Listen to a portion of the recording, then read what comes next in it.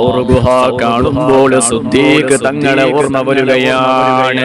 അവിടുത്തെ പുണ്യമായ കൽപാദത്തിലേക്ക് പാമ്പ് കടിച്ചു. അത് സാധാരണ ഒരു പാമ്പല്ല, വളരെ വിഷം കൂടിയ പാമ്പാണ്.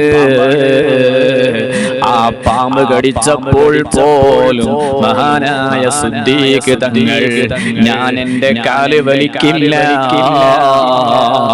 എന്റെ മടിത്തട്ടിൽ വിശ്രമിക്കുന്ന നേതാവാരാണ്? ഹബീബായ തങ്ങളല്ലയോ?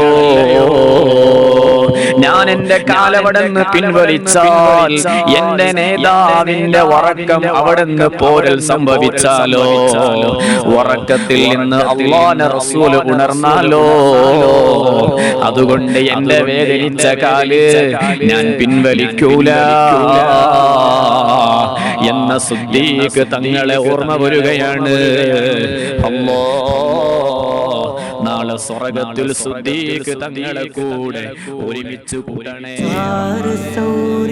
വീടു നെയ്ത ചിലന്തിയേനി ചൊല്ലുമോ, കാവലായി കൂടുവെച്ച എൻ ഹമാമ പറയുമോ, സിദ്ക്കും പിൻ സിദ്ദീഖുമൊത്ത 6 സൗറിൻ നറുമണം. طالع البدر علينا من ثنيات الوداع.